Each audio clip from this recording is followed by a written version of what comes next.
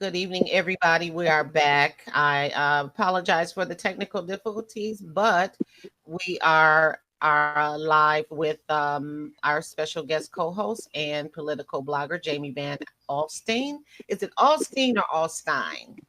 It is Alstine. Okay. I you know, it we are well, first of all, we are discussing the libertarian perspectives, and we're going to touch on some of the hot button issues, political issues that are going on, that's prevalent in the current 2020 election cycle, presidential election cycle, and otherwise. And But she's going to share with us some of her personal beliefs and why she has aligned herself with the Libertarian Party, and exactly how influential this worldview, if you will, and political stance is uh, in the larger landscape of politics. A lot of politicians are libertarian, but align themselves or run on either of the two-party tickets, and so we're going to talk about some of that. But before we do, I want to make sure that you have, Jami, the opportunity to give us a little information about yourself and your academic career that's still going on. We actually met in school, We did. what, 6, 7 years ago, and Yeah. and you're still going. You like left everybody behind. So tell us about that and the work that you're doing to further the libertarian perspective Okay. in politics. Again, my name is Jami Van Alstine. I'm first and foremost a mom. Yeah, And I know you might have seen my daughter run by. You may see her again because let her it's peek her head in. you know, Hello. boy, boy. Uh, you know, I professionally right now I work in information technology. I grew up in Detroit. I am pursuing my master's. I'm finishing it up. I should be finished in a semester, and I'm focusing on historical archaeology. But we're here about libertarianism. So a little bit about that. I was raised by a libertarian. He didn't call himself a libertarian, at least when I was younger. I didn't know what that term meant, and I really didn't know how that aligned with the world. But I voted Democrat. I voted Republican. I still vote Republican and Democrat, depending on the race. But I think it was in 2016, I really wanted to understand what I was seeing in our political environment, how my positions aligned there, why I felt certain ways about certain things. And so I took an opportunity to really look at libertarianism and getting active, and joined the Libertarian Party. Um, just a little bit more on libertarianism and the Libertarian Party. There's what we call little L libertarians, and those are libertarians that live according to libertarian philosophies and theories, much like my father did, much like I did up until 2016. Um, and then there's the big L libertarians, those that are active and members of the Libertarian Party. They are politically active. They put forth candidates, much like the Democratic Party and the Republican Party and the Green. They are the third largest party in the United States. Wow. And they do have parties and charters represented across the globe. So it's not just a United States party, even though the LP is a U.S. political party, but it is the libertarian movement itself is pretty active globally. Yeah. Yeah, it really is. I was actually shocked to find out how big this thing really is. I mean, I think that a lot of people are not aware of the its existence, first of all, and how much influence it has, as I said earlier, on the larger political landscape. But you said something, a couple of things actually.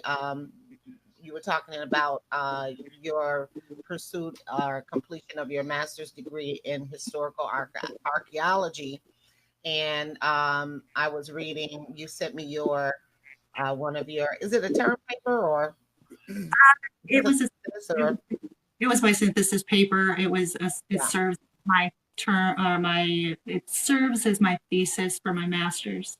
Yeah, and there's an interesting connection with historical archaeology and your libertarian worldview. So I want you to tell us about that. We're talking about libertarianism, but I thought it was just a good read. I'm gonna actually study that out. I learned a lot. No, I look at everything from, I've been studying social work. So, you know, I'm always, looking through that lens. And so, it's always good to have uh, other information. It broadens your scope of understanding and your views. Because we were discussing just a moment ago the recent developments in Washington with Justin Amash, who's been in the news for withdrawing from the Republican Party and I guess declaring himself an independent, but he is in fact libertarian. So, tell us about that? So, yes, so we all know, or we've all heard at least something about Justin Amash and that loser who left Yeah, the. he's been in the news quite a bit. Yeah.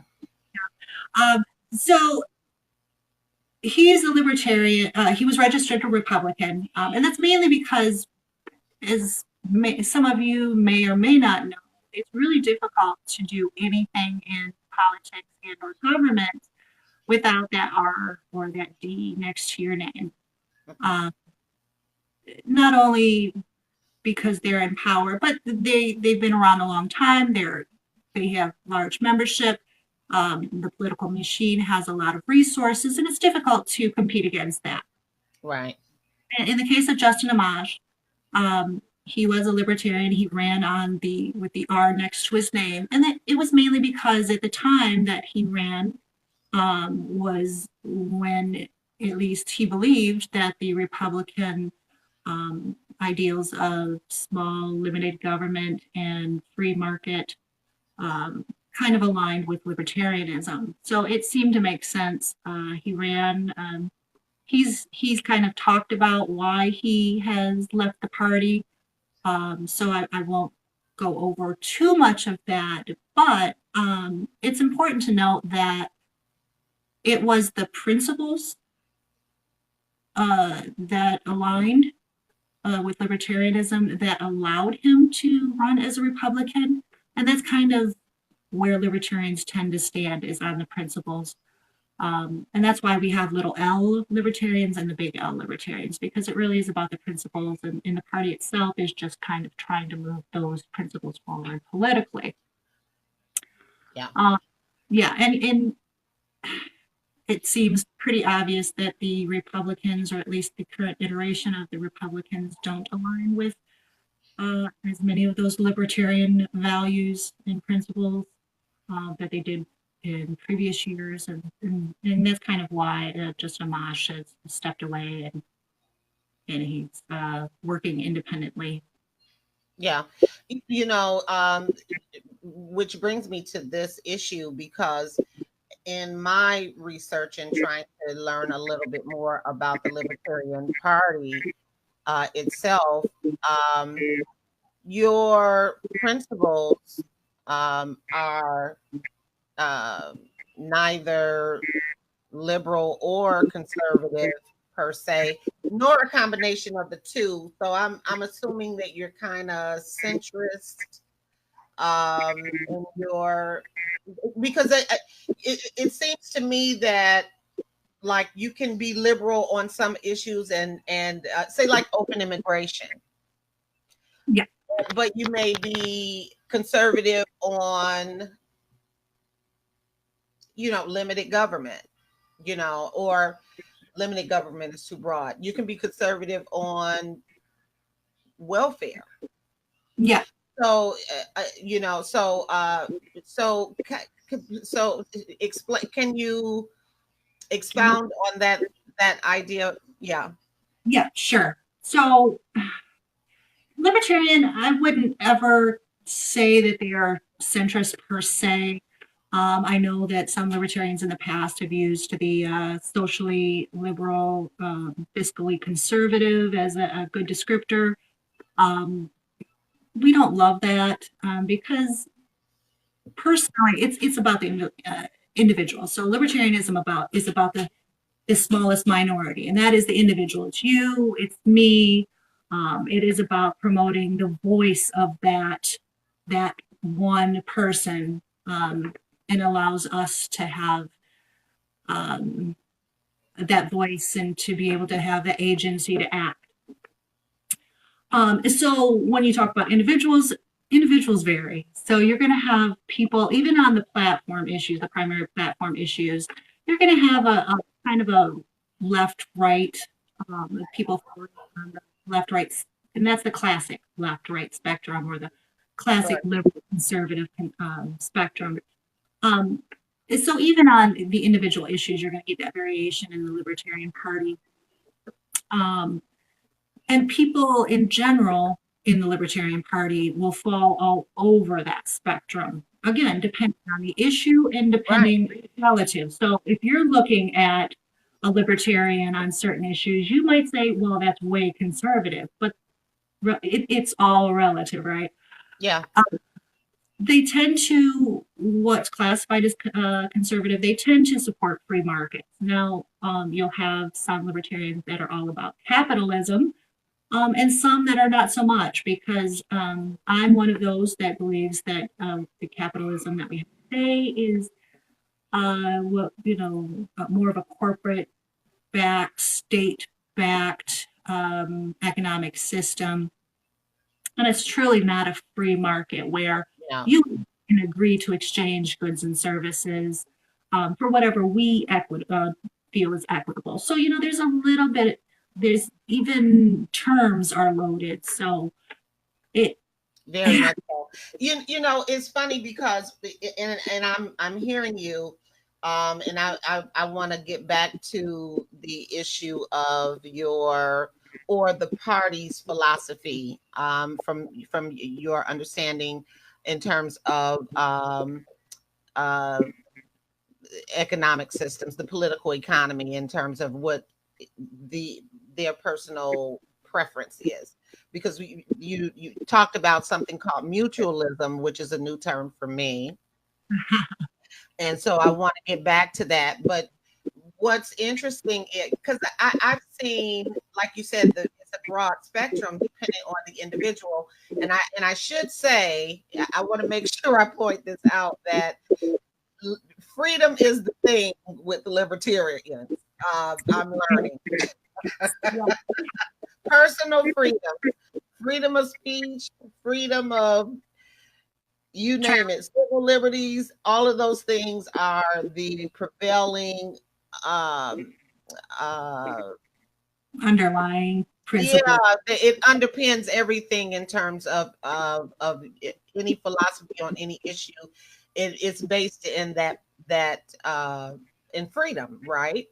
Right. Personal liberties. So yeah, go ahead. Oh, I was just going to kind of expand on that. And it really is, it is about, again, the individual to be free to act, free to pursue life, liberty, and the pursuit of happiness. But it really is limiting the government or the nation state or those hierarchies of power. And if you're in sociology, we also use a lot of these same social theories and political theories that sociology uses, it seeks to limit the power or the ability of the nation state to enact violent coercion against the individuals is essentially what underpins libertarianism. Explain that, what that means. So if we were to talk about morality, if we talk about sex work per se, each of us feels a certain way about sex. It's a very personal, it's very human, it has all of these moral coded meanings, and you feel a certain way, right? Sure. How we've viewed sex work and sex workers throughout the centuries has changed. But most recently, as you know, prostitution is illegal, both to be a sex worker as well as a consumer of sex. In most, I think one exception is Vegas, out in the desert. Right. So what happens, what we mean by violent coercion, is we've just now made something illegal. And now the government can either arrest, cite, fine, it can enact and is backed by the power of the state, law enforcement, prosecutors, jails. This is the idea of violent coercion. Sure.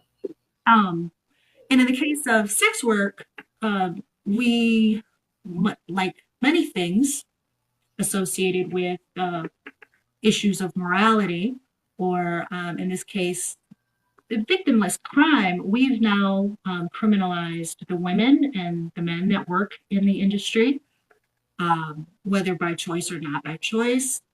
We do know that there are both cases of this. We've criminalized them, we've criminalized the act, and then we've created victims because now we don't provide them with legal protections. And then they fall prey to those that would victimize women, rape, beat, murder, rob, pimp, traffic. So we create all of these cycles of violence. And libertarianism would say that, the individual is the arbiter of moral reason. So if a woman or man decides or partakes in sex work, and you have someone that consumes this service, as long as it is not coerced, and that it is mutually agreeable to both, then who are we to make claims on their individual agency in that space? Now, in terms of mutualism, I wasn't using it directly the same way. Before you get to that, because when you're dealing with the personal freedoms and liberties, personal choices, and all of those types of things, because we're really talking about decriminalizing, no different than what they're trying to do with say marijuana, recreational marijuana use and things like that. So that is a pertinent tenet in the libertarian philosophy, decriminalizing all of these things, because you feel that it violates the individual's personal liberties and imposes sanctions on that individuals by the state. Is that I'm trying to disseminate, the meaning in a way that is, because I want to make sure that the audience understands exactly how that theme of liberty kind of underpins the thought process. Am I explaining it correctly? Yeah, absolutely. Decriminalization is one factor in that, absolutely. Because again, if we look at the drug war, we've seen that it's actually made our communities it's created black Well, market. it definitely is the cause of mass incarceration. It destroys families, it destroys communities. Yeah. We've created black markets where black markets flourish, violence flourishes. Sure. So instead of offering people opportunities and alternatives and care in some cases in terms of the drug use, we throw them away, we criminalize them. And like I said, it's not just individuals in that case, that is communities that are impacted. So this idea of the thing from my perspective as a social worker is how it disproportionately impacts certain groups. That's the thing, too. Yeah. Because I do believe in a certain amount of social controls, because that's what it's really about. It, as depending on what time period we're living in, the dominating society, the rich, the wealthy, the affluent, or whomever is the controlling classes, are determining what the moral code is, depending on what generation we live in. Because like you're talking about sex work, well, how about the fact that it used to be illegal to be gay? Right. Yeah. In your home, you couldn't be in the same sex in the bed. It was illegal. Yes. So, yeah. So go ahead. I'm sorry. So yeah, and that's one. Now, when we talk about libertarianism and left-right spectrum, I would be, I guess, considered a left libertarian in the sense that I advocate for as little, if not any, government in the state of human affairs and individual lives. And part of that is because as I am working in archaeology, and I specifically focused to in colonial periods where you're seeing, the rise of chattel slavery and plantation systems. We went from mercantilism into capitalism. Right. We shifted in the United States. We went to a democratic republic. So there was a lot of things going on, and it really hinged around, for me, it hinges around questions of individual agency and freedom. So when you see a much starker reality for individuals for centuries, where you have the ruling class before the rise of the nation states as we know them today, you see these systems and reactions against those systems. It becomes really important to kind of understand that it's not just what the state is today. It's not about who's in power today. It is these systems, these hierarchical systems, whether it be class or race or economic standing, seek to restrict or limit others. And I'm looking at things and ways in which to end that coercion. So I've become more of an anarchist, which would be considered a left libertarian. So as little government, as little control, and let individuals and individual communities essentially determine what works best for them. That way you don't have a government that's actually sanctioning chattel slavery and writing it into their legal codes and stripping protections from, now we go into this negative and positive rights where the government grants rights and then can take away rights, whereas me as a libertarian and an anarchist these are human rights. We are born with these. And we as individuals and communities of individuals need to determine how best to live those lives for ourselves and each other. So I'm going to get back to that. I want to make sure that you mentioned that you were kind of left leaning in your libertarian views. And, it's funny because, when I was doing some reading up on the party, and I saw um, they associate everything with libertarianism, communism, Yeah. socialism.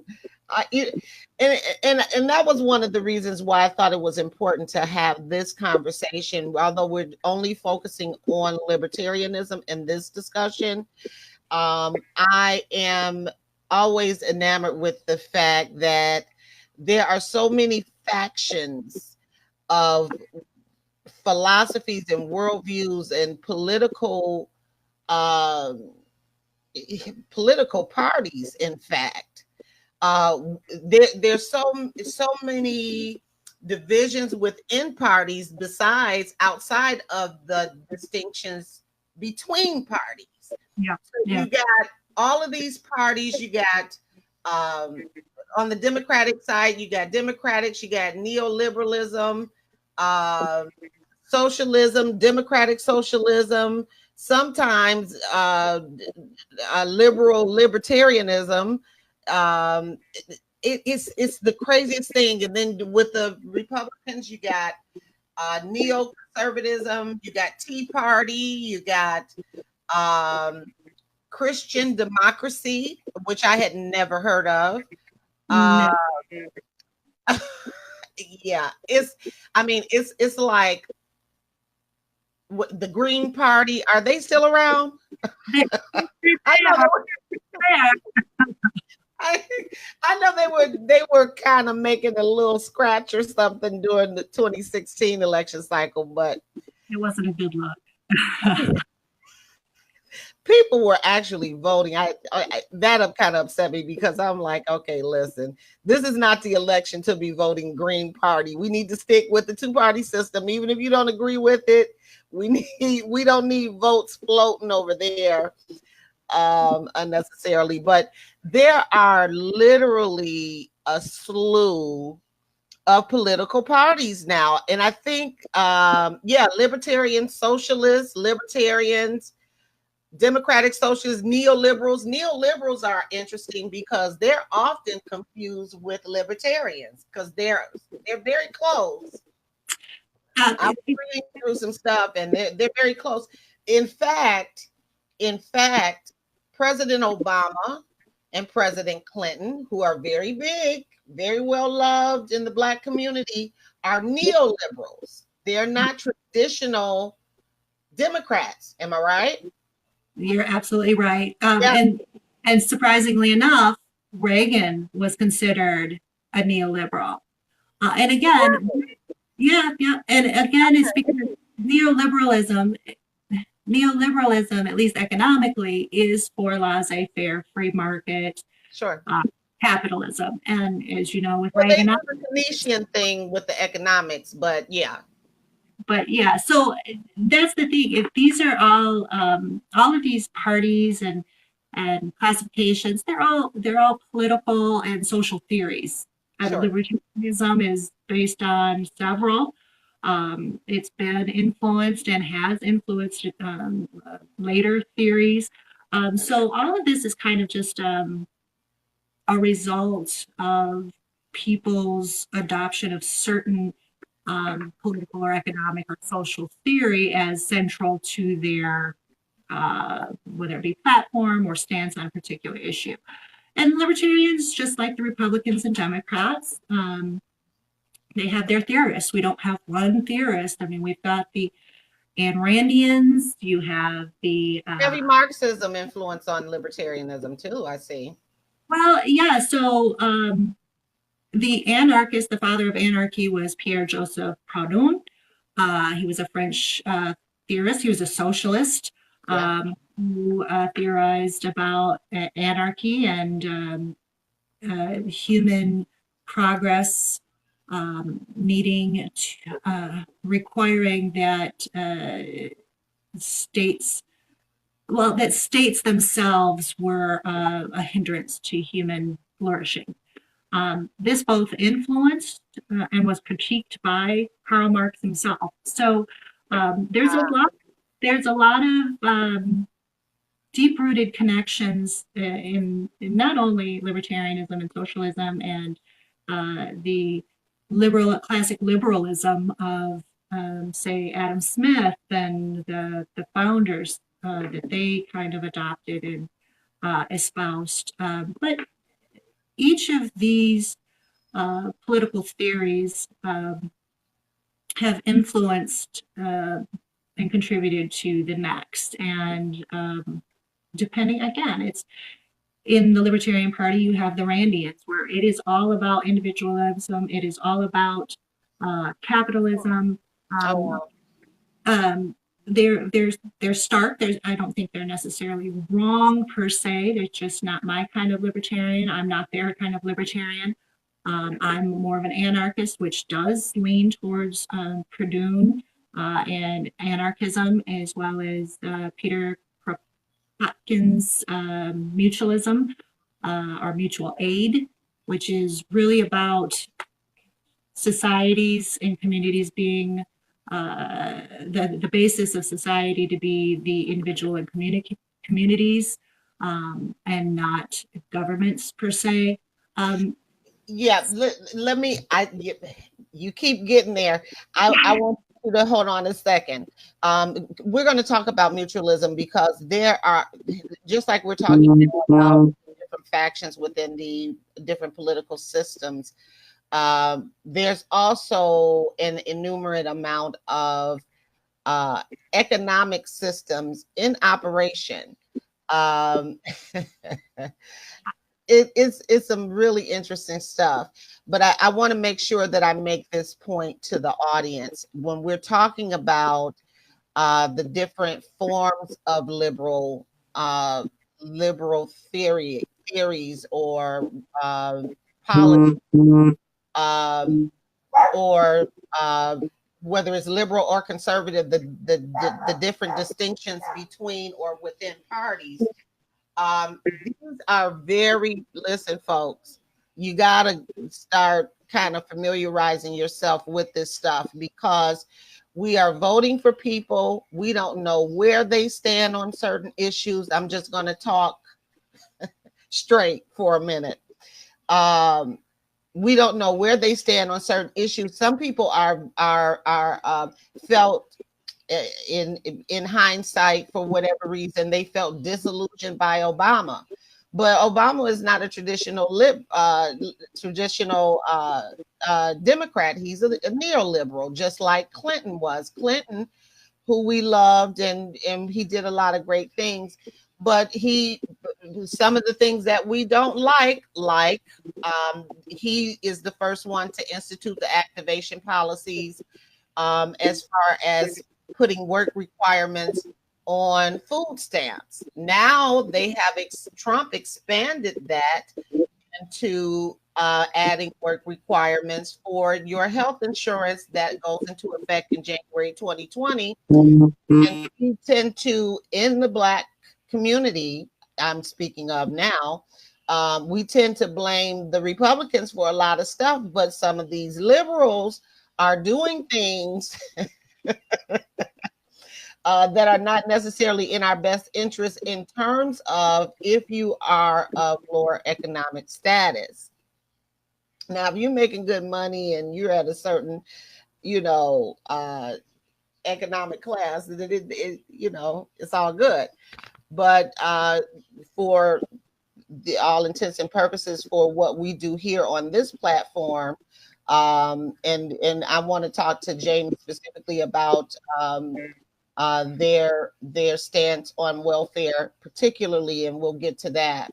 But we need to understand who these people are, what their foundational, what would you call it, Jami? Principles, I would say. Yeah, with their foundational political positions are, because they may run on, just like we were talking about Justin Amash earlier in the discussion.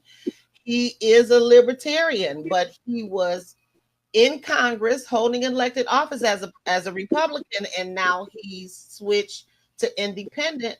But his personal political beliefs are libertarian. And so when he advocates and policies or rights legislations or presents things, he's going to present things from that perspective. And that is how we get kind of disillusioned. And really, they're doing what they would do it depending on who they are politically.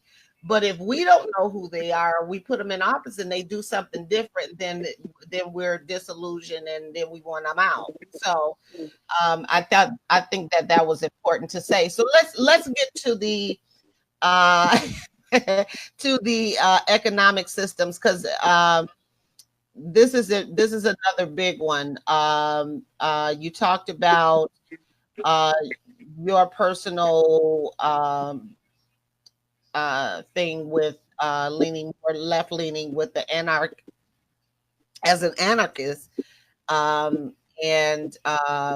you also sent me some information on what something called mutualism, which is another economic system. All of these sociological principles are really economic systems, whether it's communism, socialism, capitalism. All of these things are economic systems. Please understand that they are not just about sociology. Right, yeah. Go ahead. So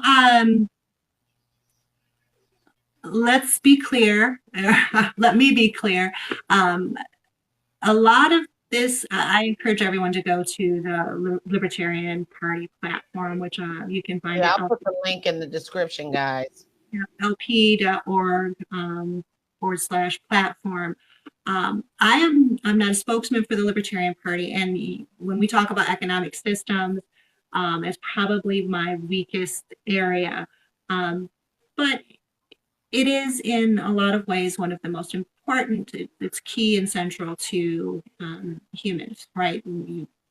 Whether it be just exchange or if there's a monetary system, a vast economy or a small scale market, it is kind of key to human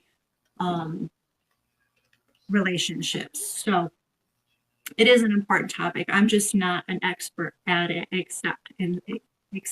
Well, just explain what an anarchist is, because I had a totally different idea when you were talking about anarchy. It has a total different meaning than even what I thought until I read your paper. So, just kind of start there.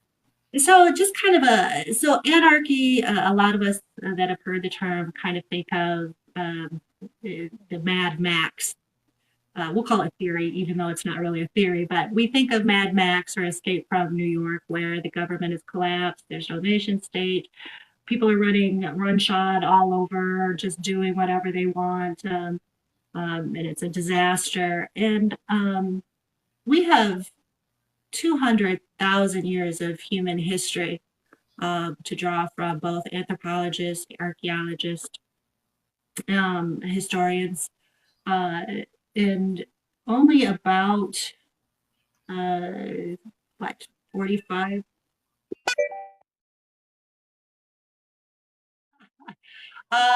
But we were speaking about economic theory and anarchism. Okay, yeah, exactly. Okay, so I don't exactly remember where I left off, but you did mention about we mentioned welfare, and I'll just kind of give you the overall position of the Libertarian Party, and then I want to talk about mutualism and anarchy. Okay. Let's go back to that, because that's where we were. So this idea that that anarchy is the Escape from New York or Mad Max. Right. Okay. I actually addressed that call, and hopefully they won't be calling back right away. Okay. So yeah, in the 200,000 years that modern humans have been walking this earth, only about the last 7,000 to 14,000 have really have seen the rise of the nation state. So around 75, 8,000 years ago, give or take, We see complex nation states forming hierarchical systems. Now, out of 200,000 years of human existence, that's a very short period. Right. And even in that 8,000, we'll just say 1,000 years since, we've seen various types of social organization, government system. And one thing that in Mutualism by Peter Kropotkin, and it's actually, it derives from biology, that, and it's just kind of principled on the idea that cooperation has been key to human biological evolutionary success. So it's in our nature to cooperate, is essentially what mutual aid and mutualism kind of argues, and that we tend to do better when we cooperate. So anarchism is a political or social theory, is just premised on the elimination of top-down nation-state hierarchical systems, and letting individuals and communities of individuals instead dictate, and there's all sorts of determinate language, but to live without state sanction. Mutualism just argues, it expands on Proudhon's anarchism on state coercion, and says that we can form these anarchic communities using systems of cooperation and mutual support. Now, again, that kind of makes me a left libertarian on that whole right-left spectrum. But libertarians in terms of social safety net programs, typically it's not about a principled stand against supporting your fellow man. It's not that, because libertarians tend to be very charitable individually.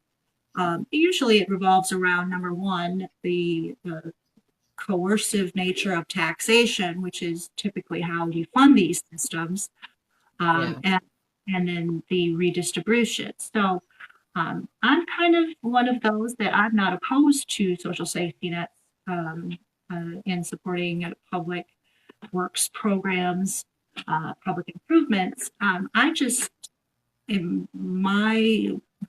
I argue that we do better when we do it locally. So this almighty federal government does a terrible job taking care of veterans. They do a terrible job taking care of the poor, period. Mm-hmm. Yeah, they do a terrible job. And I would argue that whatever form of government, whatever, and again, the smaller the government, the better, that government takes, I want to be more about my community. So when we're talking about at state level or at the city or whatever county level, these questions are best addressed closer to home, because we tend to know our neighbors, and we tend to, when we have individuals that we can see and talk to and interact with, we tend to actually, it's not that we care more, but we do, right? I think we do.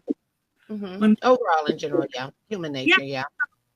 So I would just advocate that if we are going to have social safety nets, or we're going to fund public works by taxation, that those questions come from closer to home, so that we have an ability to say, yeah, we prioritize education, or we have a very diverse state and a job market, and we want to make sure that everybody can get where they need to go. So we start thinking about those things that make sense for our communities, and then you're more likely to have people say, yeah, it's worth it. Here's the funds.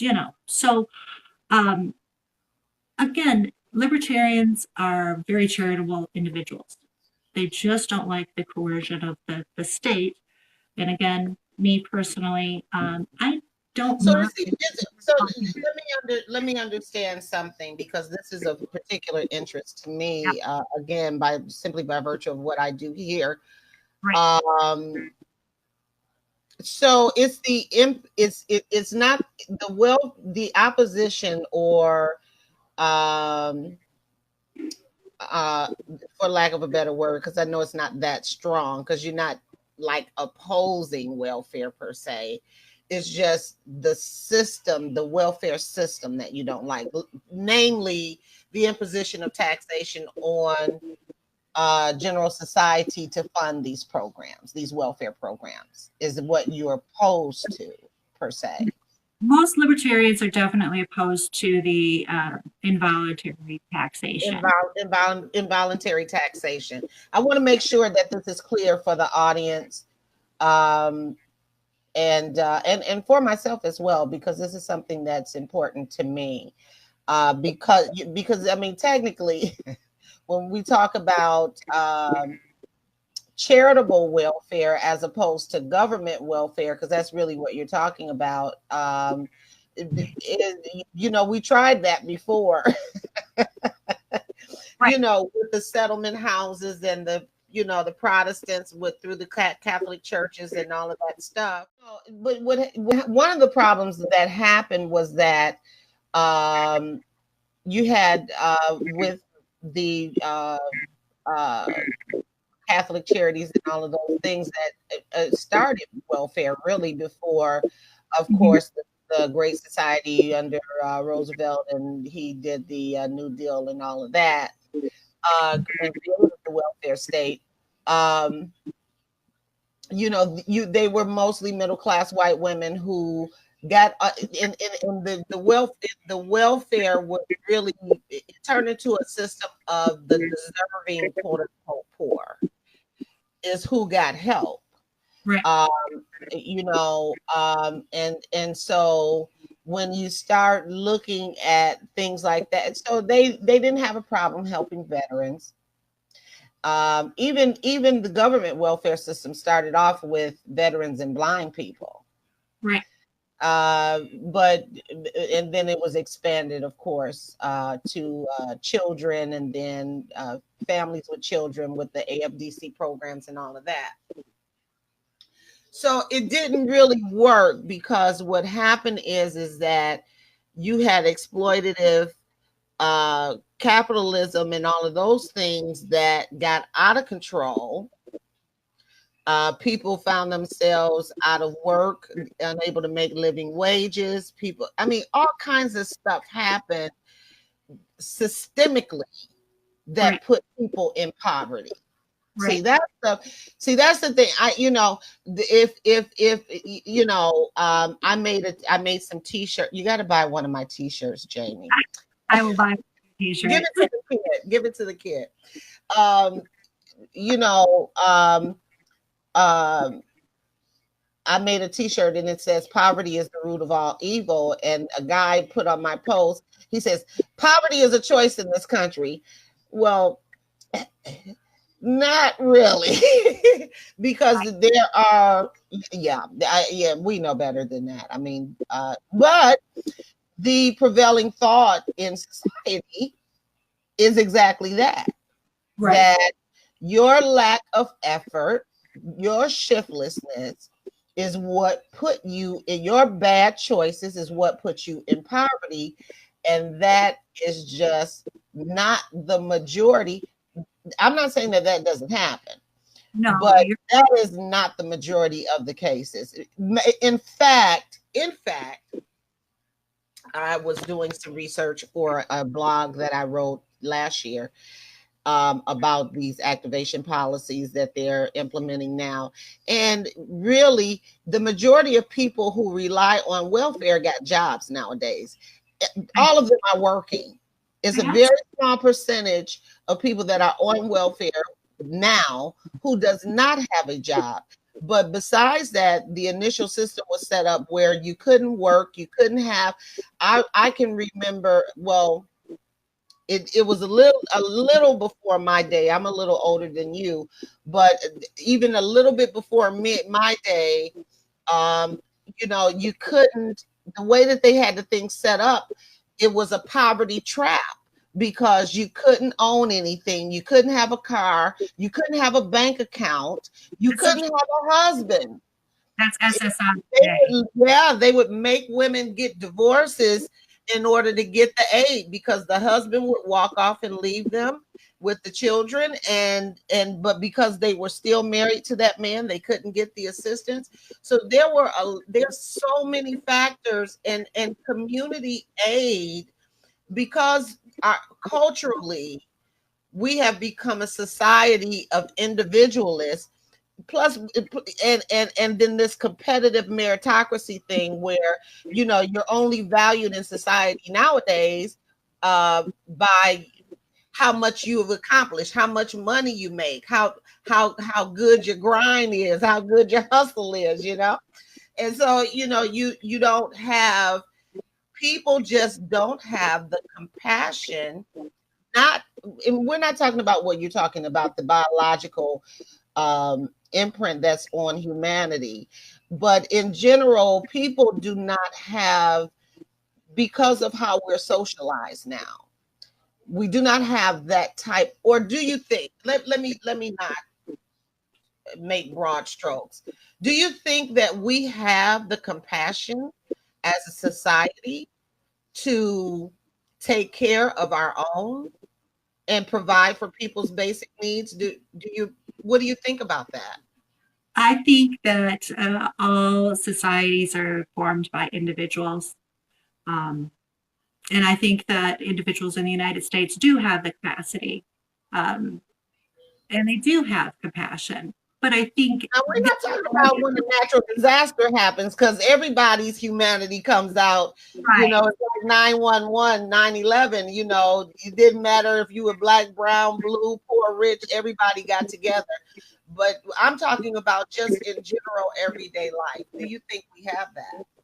I think we do, but I think that what happens is we tend to, except in those extreme cases, as you said, we tend to kind of push out our responsibility. So we've got government systems. So why should I be responsible? Why should I care? Because we have this, we have, and this is so complex, and this is what I do get frustrated with some of my fellow libertarians, but also my Democratic family, Republican family, because this is complicated. This is very complex. Yeah. But when you have systems, so as you said, the systems prior to your or my start of our lifetimes was very restrictive, and even SSI today. My uncle receives it. He has income restrictions. He cannot work. He cannot own property to maintain these benefits. So you've got all of these things that complicate even the simplest of issues. So when you have external entity, whether it be government or church or the neighborhood watch, responsible for something, whether it be keeping the neighborhood safe or providing charity. What happens then as human beings is we tend to say, oh, well, they're covered, so I don't need to think about it. I don't need to put any effort. I don't need to contribute over and above because we've got that covered. This external thing is doing the work for us. And we have that in place. It's a terrible system on so many levels. It's inefficient. It's restrictive. They're talking about restricting possibly what people can use food stamps for to buy, which I think is Chris. We've got these requirements to obtain it, and we do it to try to kind of limit, abuses of the system. But I also think that a lot of that is to address abuses that don't exist or don't Can you pull up this up for me, please? Hurry What's up. I'm sorry. My phone, my charge is my phone is dying. It'll disconnect us. oh no, Okay. no. I hear you though. Go ahead. So this is part of it. So I think individuals tend to be extremely charitable and they want to help and they want to find systems and ways and opportunities for individuals to be helped and served. But when we have these institutions that provide the service, we're less inclined to even talk about it. And then when we talk about we're socialized, we're talking about culture, right? Yeah. Culture is very big in anthropology. It's kind of what we're centered in biology and in culture. And you spoke about it. We're in culture to kind of believe that one can pull themselves up from the bootstraps. And if we don't, there's a moral. Yeah. We know that, for every case that you can say that that's true, we can tell you about thousands that that's not. Right. Libertarians, it's about pulling down systems that kind of corral people into poverty, systemic systems. A libertarian would never line up for redlining per se, the way that it was implemented by our very own government. The economics is, this free market would say loan to anyone and everyone, sell by sell. It's a mutual agreement. It's not coercive. And most libertarians will say that we need to get government out of individuals' ways. And the government's role is to provide tools or to get stumbling blocks and barriers out of individuals' ways on their way out of poverty or to happiness. Again, we're talking about life, liberty, and the pursuit of happiness. So government, libertarian is only making the claim that government does a terrible job. It's impersonal, and that their role should be to remove those barriers from your success, whether that be, Well, that idea is actually great. I mean, it when I was talking about, for example, the work requirements, the activation policies with the work requirements for your various welfare programs now, you know, keep make sure there's jobs for the people. right. See what happened when Clinton did welfare reform in '96. He put that put that requirement on people at a time when there was no jobs. Right. Yeah. At least this time we have a robust economy. Right. Yeah, go ahead.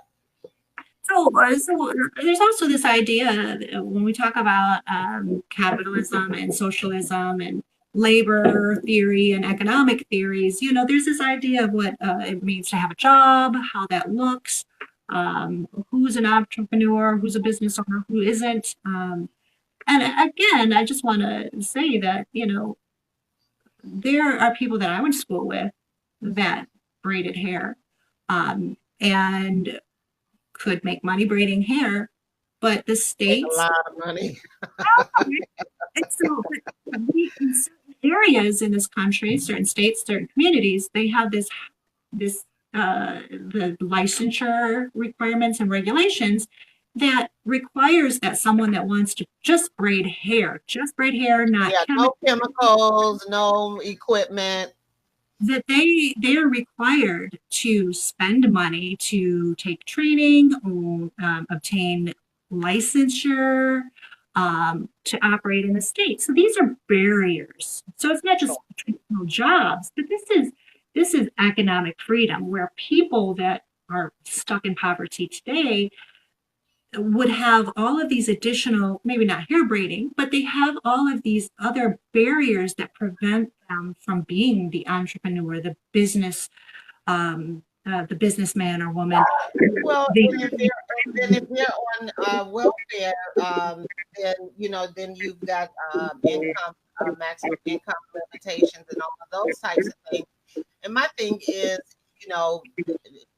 to my thing with welfare is to help lift people out of poverty. Now, when you talk about things like regulating occupational licensing and all the, you're absolutely right. Those are the types of things government should be working on, actually. But I'll even go a step further as to say, again, as it relates to welfare. Give people say a time frame based on family size. If it's a single person, maybe a shorter period of family before would have a longer time to generate a certain amount of money, build up assets and financial resources, so that they can, rather than just the time limitations where they're just blatantly dropped from programs and things like that before they're actually ready. Because if someone has been institutionalized, so to speak, in terms of being on these types of anti-poverty programs, they may not have financial responsibilities. Make sure that they have those types of things. So I think that again, as it relates to welfare, I think that it could be done better. Oh, absolutely. And I think, we social safety nets in a perfect world. And again, we're always talking perfect worlds and utopias, which, I've never lived in a perfect world or a utopia. I don't know anybody that has. But that's the goal, right? You want to get as close to that for as many, if not all, people as possible. So even though I've had people decry this, in a perfect world, the thing is that's what we were shooting for. So let's talk about, we have a social safety net. We have welfare systems. And as you say, they're not very good. We want people out of poverty. They leave people in poverty. If you, God forbid, right. And the thing is the way we, number one, think about our our recipients of welfare or food stamps or Medicaid or any other what we call benefit from being a citizen.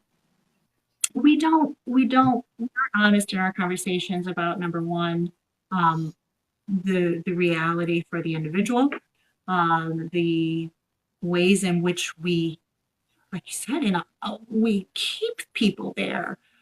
We don't provide the structure that allows people, like you said, to save money. So if I'm getting $400 and I'm living in a home, that $400, if I can't save it and build up wealth to at least to a certain degree, where I can buy a car so I can get to a job or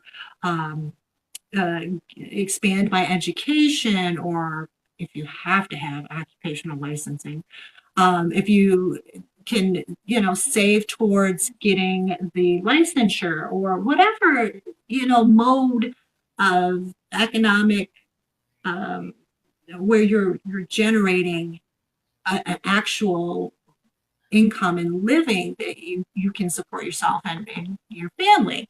If we're limiting that, then we've already created a system that entrenches poverty. And so as a libertarian, the reality being as it is, I would absolutely, you don't cut people off, you don't defund social safety nets. You want to eliminate poverty, then you take what you've got and you think about systems and ways in which you can empower the individual in the use and benefit of these social safety nets to find ways out of them. Yes. So libertarians, we think about these things. Some of us just have a hard time getting past that whole taxation question. Yeah. like I said, I'm probably I'm not the only libertarian that kind of thinks about things like this and charity and how as communities we should always be thinking about taking care of the least of us because it's to me as a human and as a mother, as an anthropologist, you kind of measure the um, value of a culture by the those that are How well the they take care of the less fortunate. Yeah. absolutely. So, I feel a certain way about that. Yeah. Yeah. Well, you're damn near a socialist, Jamie. I did say that they kind of talked a lot back in the 1960s. I won't use that dirty word on you. You know Uh, what? I'm okay with it. The idea, again, because the anarchist tradition shares a history. I mean, the Pierre Joseph Proudhon. For those that are into economic theory, as I'm not, I just know this because of my paper that I sent you on anarchy. Um, he's an anarchist. He was a socialist. He was, in some ways, the first libertarian. He was very libertarian in rejecting the uh, power and collisions of the nation states and the freedom of the individual. But again, they all kind of shared this distrust. Karl Marx, it was capitalism, the uh, theories of labor and production, the theory of money, all of these things kind of grew up in the 19th century as we shifted from mercantilism to capitalism. We saw this shift away from um, the individual. So it was about capital, it was about money, it was about economics, and somewhere yeah. along there was you and I. And so you've got all of this kind of thing going on. And then you Um, get off into conflict theory and all of that stuff. yeah, absolutely, Yeah. absolutely. Yeah. So yeah, Yeah. Well, I was just going to read for the audience. We keep throwing out this anarchist term. So I want to read I guess, just a classical definition of anarchism. It is a political theory which is skeptical of the justification of authority and power, especially political power. It does not uh, posit the abdication of political power, but it is skeptical of it. So that's an important thing distinction. Anarchists also offer a positive theory of human flourishing based on an idea of non coercive building.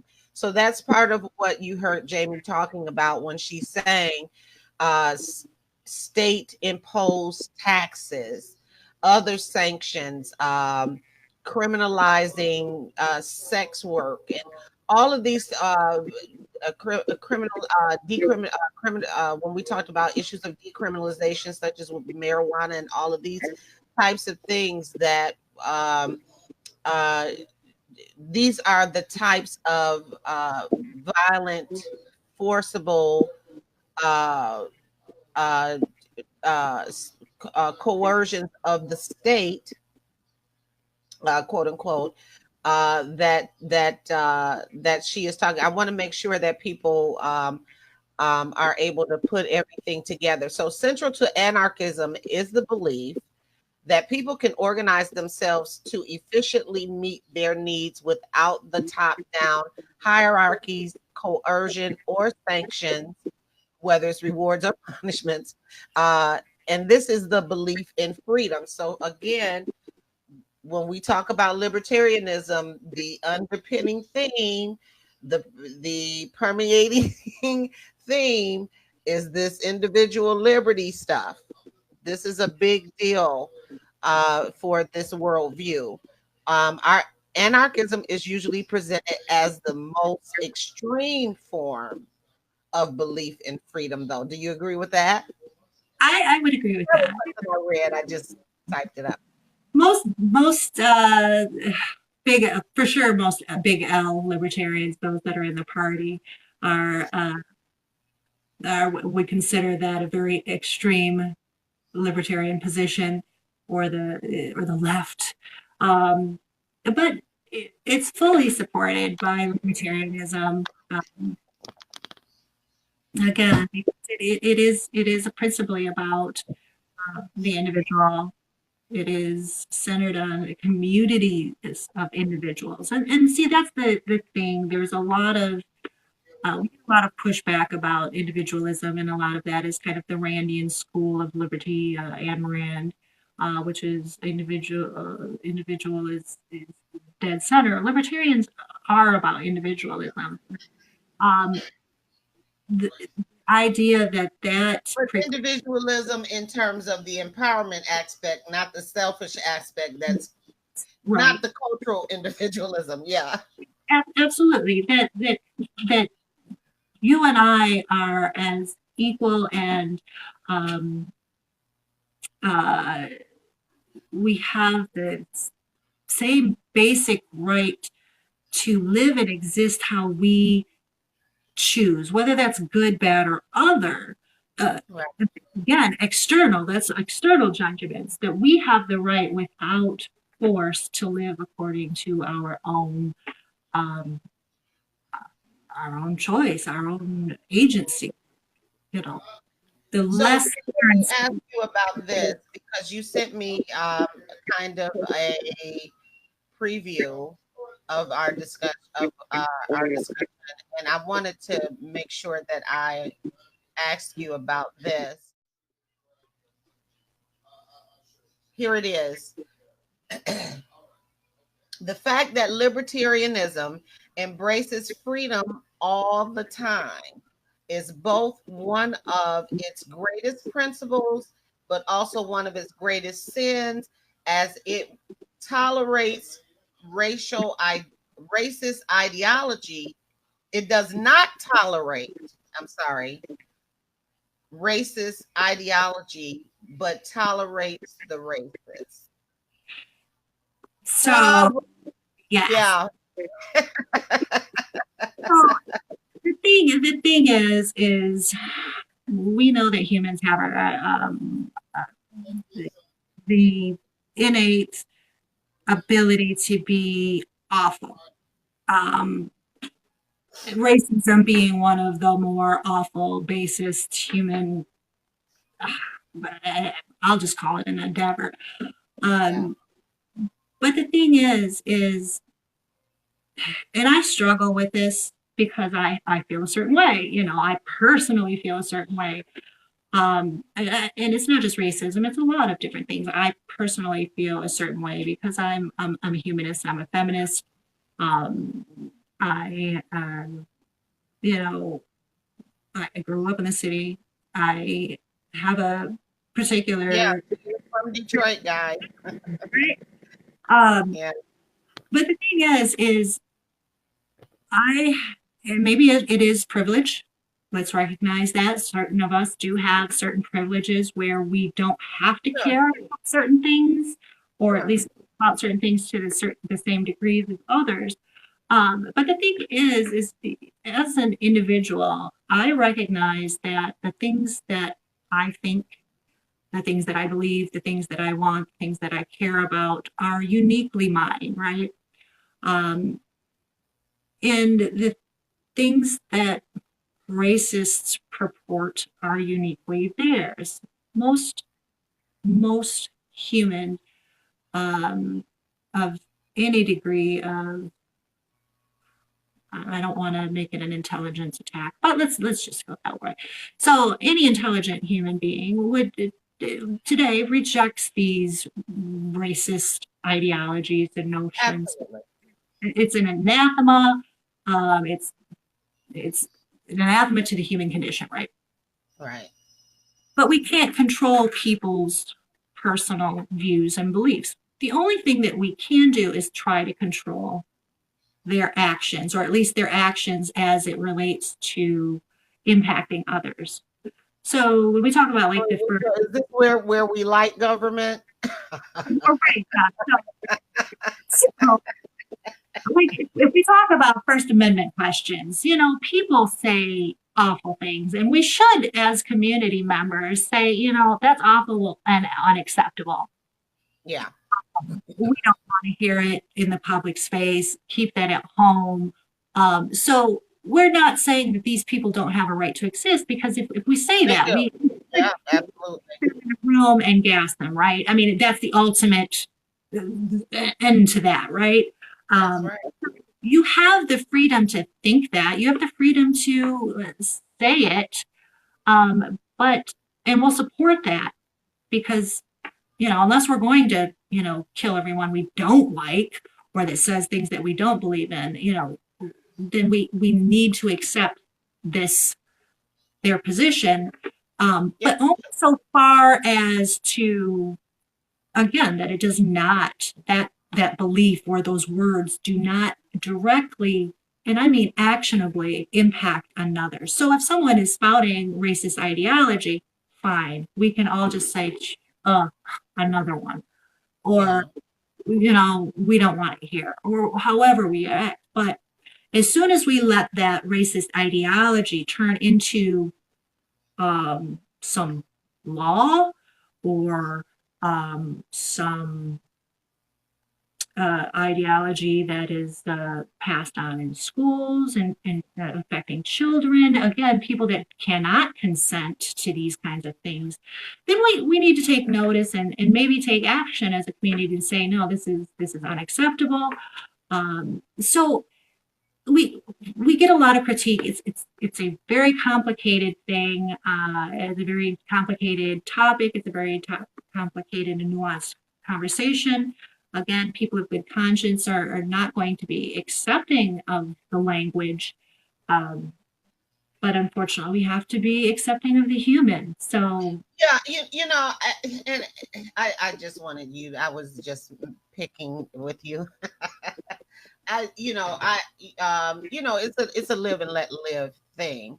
Uh, but I think that uh, the whole premise of freedom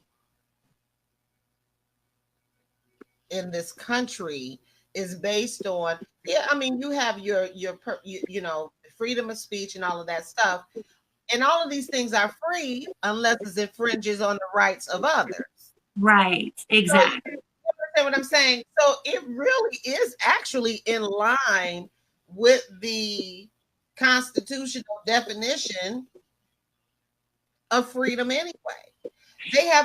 People have a right to think and feel and be and act as they please until it imposes on the rights of the next person. That is, our freedom is not willy-nilly in this country anyway, No. not in its purest form or sense or of the word. Right. Yeah, go ahead, go ahead. No, and that's it. That's exactly it. But and this is where we come up with some of the challenges. And again, because historically, certain people um, have been granted the agency to actually have voice where others haven't. And so there's all of these historical lines, and philosophical and theoretical lines embedded, that kind of exist in this very moment, that you have to be cognizant of, um, because again, uh, in the case of racists, that doesn't mean that Twitter should give voice on their Shut platform. down accounts and all of that. Yeah. To me, Twitter serves as a social media community. And see, here's where the libertarian kind of ties in. If you are a community, a body of individuals that are engaged in discussion, or meme sharing, or political analysis, or whatever it is, you guys sign up for an agreement as a community to say, this is what we want to do. This is the standards in which we want to live and interact. So to me, if Twitter says, Jami, we don't like your ideology, we think you're a little and it's kind of contrary to our community of practitioners and our in terms of service, then we're going to ask you not to participate. I'm not Check my opposed. chart, please. Go Um, ahead. I, I'm not opposed to that at all. Now, if Twitter had tanks and guns and law enforcement officers that then said, not only can you not participate in Twitter, but we're also going to jail you, then I may say that Twitter has a different obligation, and in terms of First Amendment, it would apply differently. But it's not the case with Twitter. Yeah, that's more of a Facebook thing. I think Twitter is pretty good. Yeah, absolutely. But again, even with Facebook, they have their terms of service. I might not agree with them, but they have this social media community, and the community standards is what we should live by. And if we don't like the community standards or the way, Go to another platform, we can move platforms. So yeah, I would personally, I would hope that Facebook banned a few more people, or at least censored certain content a little more vigorously. Others think that it's Do you too much. think people are too sensitive now? Yeah, absolutely. People are tribal. I talk about mutualism and cooperation, but we're very tribal as well. Our community, whether it be, our relatives or our extended family or our extended community, we form these ties. We share cultural ties in and amongst ourselves, and these communities can be very tribal. We want to protect those members of our community, whether figurative or literal, that can expand out or contract as much as the individual thinking about it. But yeah, we're very tribal, and so people tend to pick sides, and based on what side they're on, they see, I'm not going to say hypocrisy, but they see certain behaviors differently when it's applied to their tribe versus the other. Double standards, lots of hypocrisy. You said it right. Yeah. I mean, it's just, it is. So, and that's the thing is, in all, whether you're a Democrat or Republican or a Libertarian or Green or independent or just apolitical, the thing most of us are worried about is our ability to get up, eat, drink, interact with people that matter. It really is about living life. And if we're really honest, most of the disagreement comes not from what we want to do. It's really about how we want to do it. So if we're talking about the collective Republican Party or Democratic Party or Libertarian Party, most people, they care about the outcomes. We want people to be successful and happy. We just disagree with how we're best able to do that. So if we start from the premise that we want good outcomes for as many, if not all people as possible, if we pick a topic and we're honest in our conversations instead of tribal, we can find solutions. And again, this comes back to that whole mutual aid, that cooperative thing. But we really need to be honest with each other and quit othering. Othering is terrible in all ways and at all levels. It has helped with human survival and evolution, but when we talk about society and culture, othering is typically not a good practice, whether it be political othering or right. In our charged history, racial. Yeah, it's dripping with discriminatory undertones. Just it's not good. So we need to kind of step back and say, what is it that we want as individuals and as a community and as communities. And let's talk about the ways in which we can best empower individuals and communities to get there. It's just really framing how we frame questions and whether we're willing to kind of let those labels go. Um, and I think that's kind of what, if we go all the way back to Justin Amash, is kind of what his point in this partisanship is. These partisan labels are, they just, they're detrimental to governance. They're detrimental in our daily lives. You know, Yeah. Being open and honest on the issues and being willing to at least humor the other side. You know, you don't have to agree. You don't have to, you don't even have to come to a full consensus, but the willingness is the beginning, the willingness to entertain that these individual actors, whatever party they're in, are not dumb, that they believe what they believe for a reason. And if you can't at least listen and understand what that reason is, you can't, number one, you can't resolve it, but you forward. So, you know, you need Well, to be, it's cooperation. yeah. It's cooperation. I think that you know, I mean, we're not collectivists here. No. We're straight individuals. So I mean, it would take a long time to shift that paradigm. So we start where we are and at least be able to have the conversation and cooperate with one another.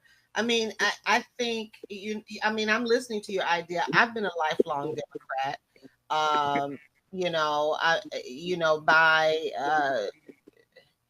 By experience and by persuasion.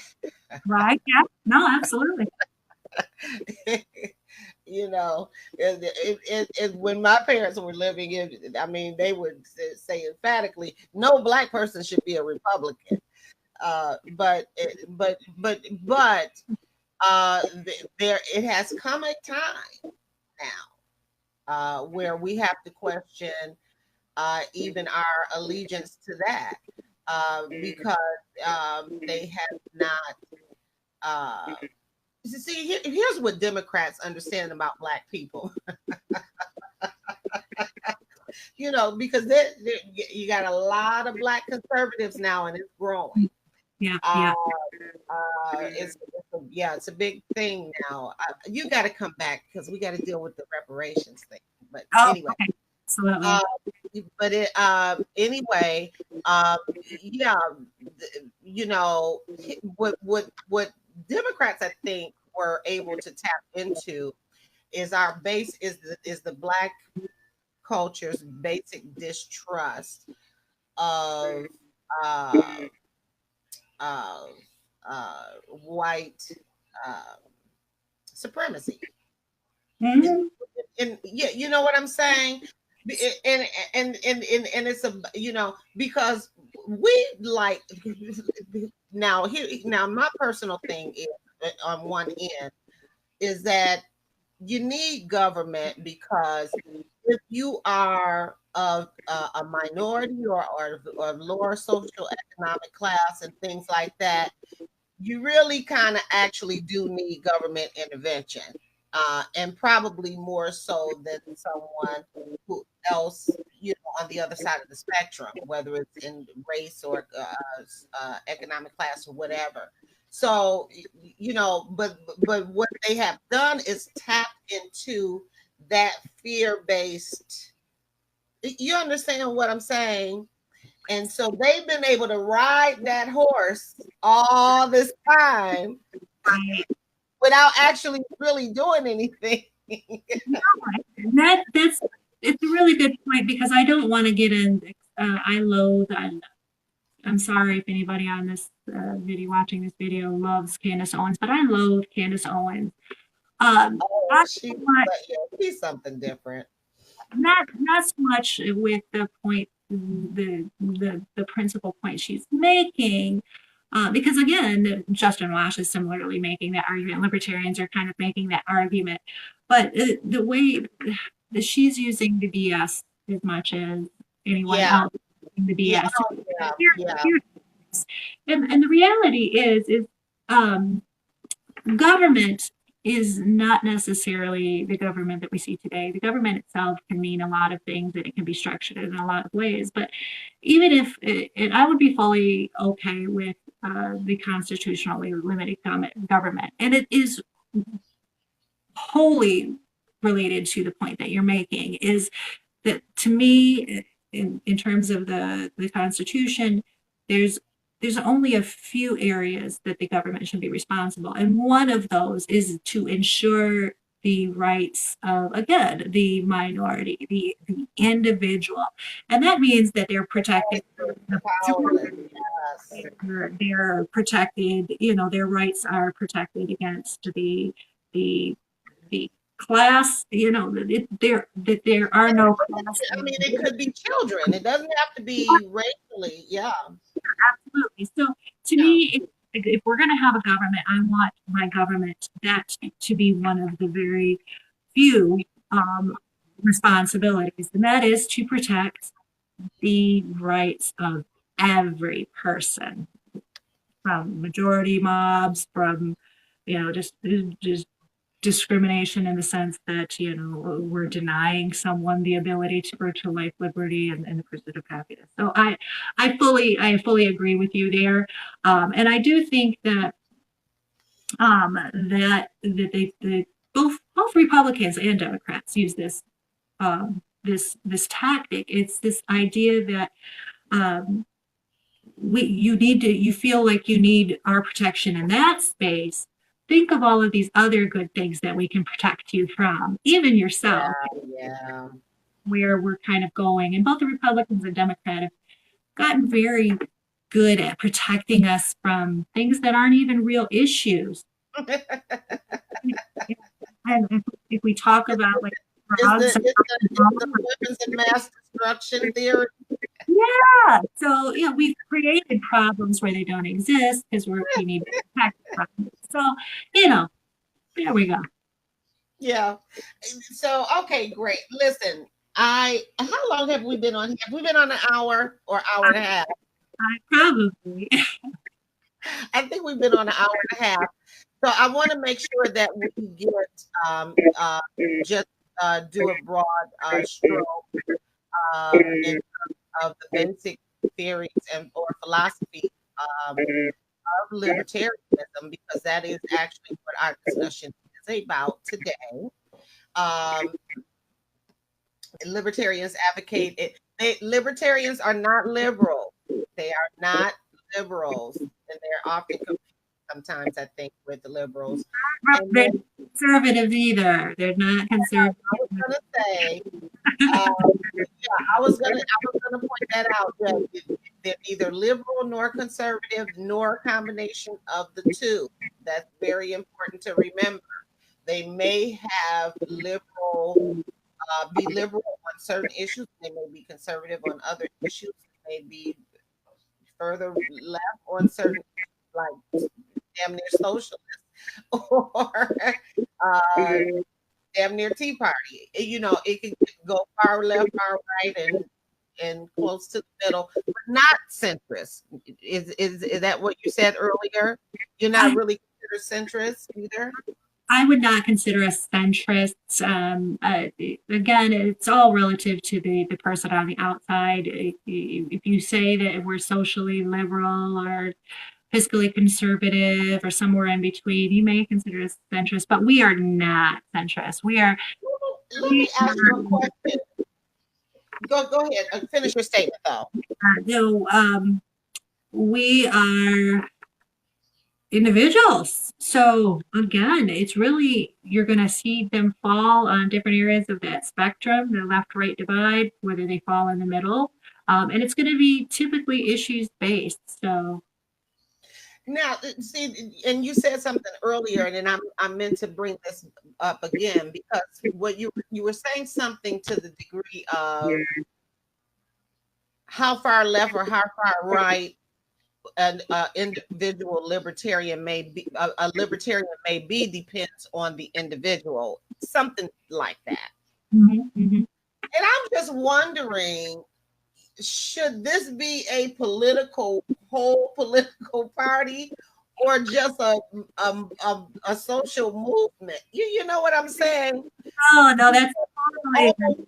Almost seems kind of, and believe me, this is for lack of a better word, um, unstructured. You know what I mean, in terms of there's no hard and fast rules. So, Or libertarians are going to be the first, middle, and last individual to tell another libertarian that they're not libertarian or not. Okay, so there's a lot of debate even within libertarianism about what libertarianism is, who's libertarian, who's not libertarian. Um, but in terms of ideology, yes, because it's about the individual, and we've got such a vast mix of individuals in positions, um, which is, let's just say, that is very libertarian, the freedom of the individual. So you're going to get that. And that's why there are libertarians that will not join the Libertarian Party, because the Libertarian Party is supporting the political platforms, and they are working to affect change in both the government and society, greater society, using political methodologies. So when we talk about libertarians, and again, this is that little L, big L, it's this distinct. So the Libertarian Party is pretty unified in terms of political positioning. But again, you're going to get nuance on the platform. there is a uniformity and a structure based Yeah, yeah.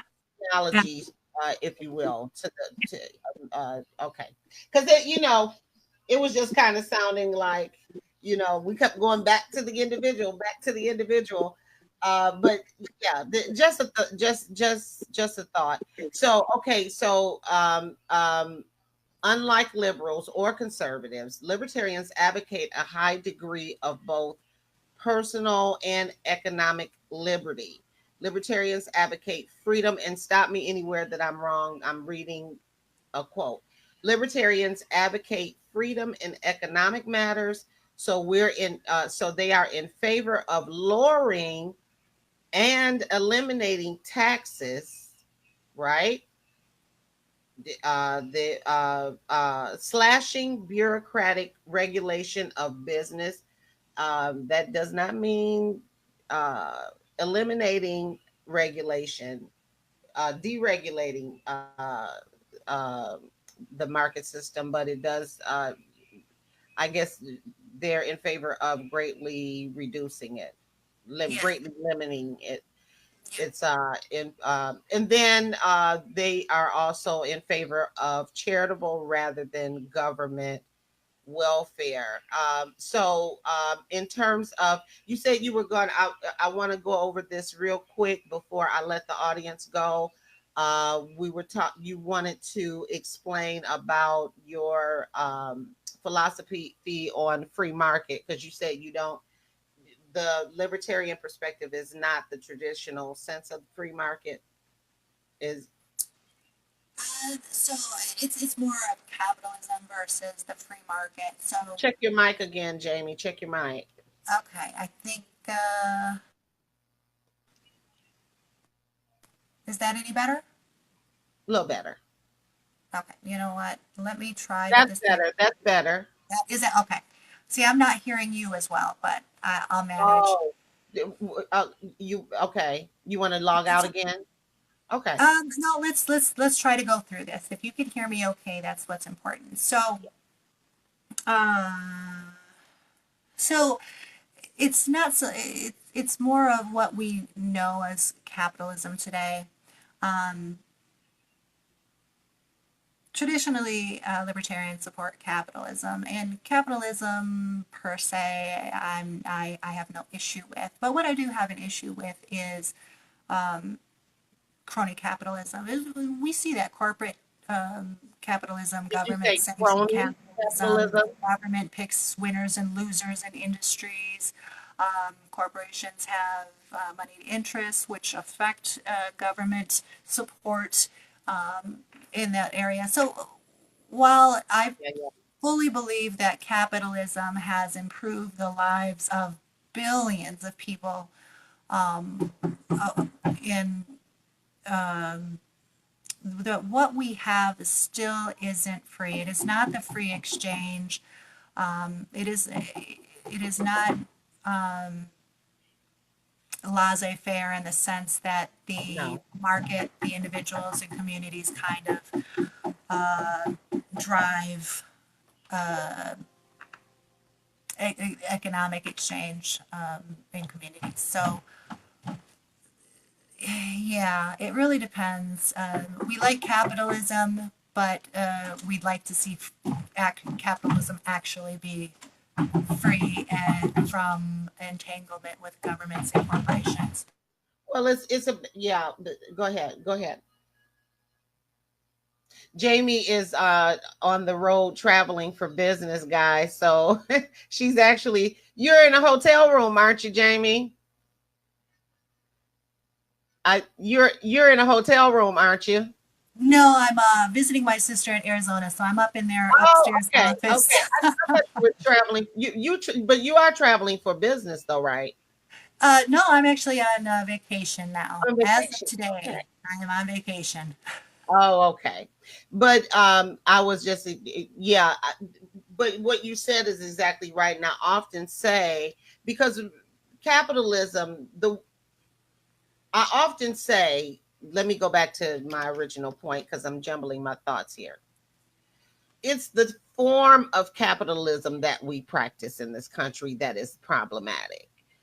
Capitalism within itself is about wealth accumulation, but the way that it is done here, that's why you have extreme versions. You have your Bernie Sanders who are just flat out socialists on this issue because you've got to do something to rein it in. You've got that monopolistic, and I like your term, crony capitalism, that it is just problematic. And what you do, wealth accumulation, this is one of the reasons why I advocate for the lower socioeconomic classes as much as I do, because um, when we think in terms of systemic poverty as opposed to personal choice, the systemic side, I mean, literally, they create poverty. Exactly.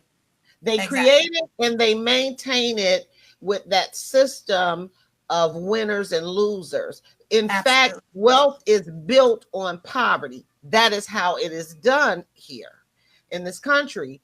And so when we talk about, I mean, I remember when I was a kid, I used to hear my parents say things like, oh, they'll put you in the poorhouse.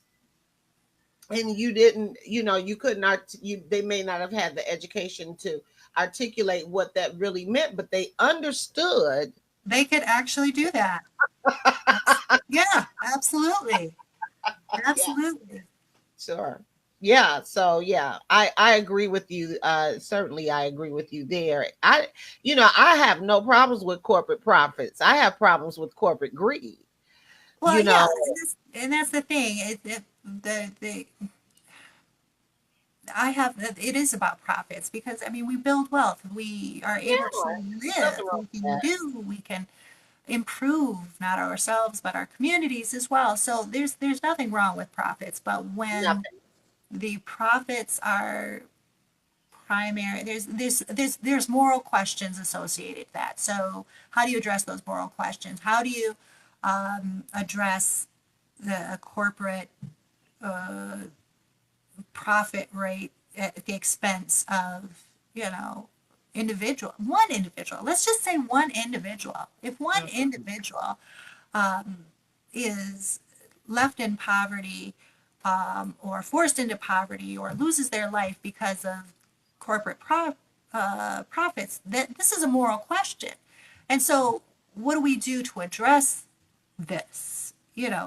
What do we do to eliminate this type of what we would consider immoral behavior? Sure. Government has been one avenue. Again, I just argue that they're terrible at it. They are terrible at it. Maybe we need to come together to figure out how they do it better, or we figure out better systems of checks and balances in this space that keeps these immoral or amoral even interests in line with society. We don't want to stop them from doing business. We just want to find ways where they do benefit, but not at the expense of even one individual. Absolutely. Yeah, I mean, then I mean, yeah, and then it fosters an environment of criminality, and all kinds of things come out of that. The way that we're doing it now, it's not good. Absolutely, because we It's protect not them. good. Sure, Yeah. sure. Um, uh, we were going to get off into some criminal justice stuff. Jamie, you have to come back. You know, I you will have come back as long as I get to talk about my archaeology as well. Yes, absolutely. And you know what? That's going to be funny, because I was reading your paper. Actually going to study. That's some good reading. Oh my God! So you Is it? absolutely should talk about that. It is. I thought I did. I loved it. And I was learning. So I'm like, oh, okay, and I don't know. Yeah, we can definitely do that. Yeah, I mean, Yeah, we'll educate some folks on yeah, because I'm yeah, passionate about politics because I have to be, but I love and I'm passionate about archaeology because I just love it. it's good It's stuff. me. So Yeah, it's good stuff. And so, but we were going to talk about some other criminal justice issues and decriminalization and all of that stuff. I'll probably throw a blog together and get one up and try to deal with those issues. But thank you so much for I haven't, guys, I met Jamie, and Beverly Paddock is here. She said Beverly. hi. I Yeah, I was able to put her up on the screen. Um, yeah, so but yeah, I met Jamie back in 2013. We did study abroad together over in Central America, Belize, and We did. Guatemala. Yeah. Yep. Uh, and then we also took Spanish together. What was that professor's name? Oh my God, I can't remember. I know, he was so cool. He But, was really good. He did retire. oh, he did. Moises. Yeah. Yes. Abraham or something. Was his first name Andreas Abraham? I Moises. don't know. I don't know. He But was really yeah, he was Andretti. Yes, Andretti Moises, that's I what it believe. was. Yes. Yeah. Beverly should know him. Anyway, I thank you so much for coming on to my little podcast, and I know you do bigger things than this. But I definitely wanted to expose my listening audience to something that that's not as well known, or may not and that may be a situation where they find that they have interest in the party and the platform, and uh, or realize that they already ascribed to the philosophy and just didn't know what it was called. Well, I thank you so much for giving me the opportunity to speak about it. I appreciate it. As you know, I'm a fan of your Twitter, your work on Twitter, and what you're doing there. Um, but also, I would just again encourage people to, if you're not willing to jump parties or to join any party or think about joining the Libertarian Party, I want you to think about the issues. Visit visit the libertarianism.org and the party at lp.org. Look at the platform and just look at the issues. If there are things like criminal justice reform, decriminalization, uh, limiting, read the platform. And if it's just about, allying on issues in Sure. which are important to you, look at it, look at ways that possibly doing that, because I think that's really what matters. It's not about political parties in power.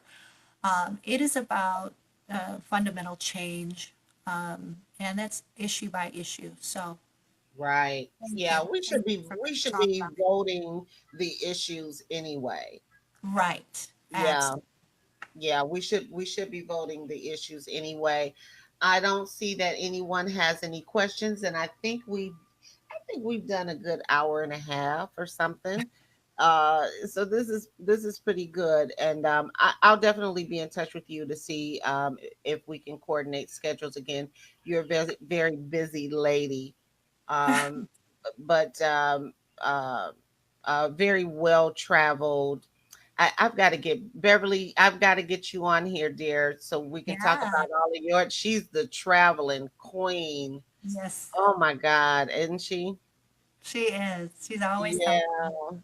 yeah. She so but at any rate, I enjoyed this so much. Thank you for sharing your insight, your knowledge. I knew that this would be a great conversation. And it was it, and I appreciate it so much. Well, thank you again. I enjoyed speaking with you and speaking about the topics. Again, libertarianism is directly tied to my archaeology. So if you want me back for either, I'd be more than It willing. is. There's This a is a good very topic. interesting connection, and we didn't even get a chance to get to it No, tonight. So we but definitely need to come back and no, but you know, it actually is relevant. Isn't it funny how you're studying 16th century history and it's relevant today? it is because we're humans and we were humans then and we're humans now and we still deal with those human issues. So, Absolutely.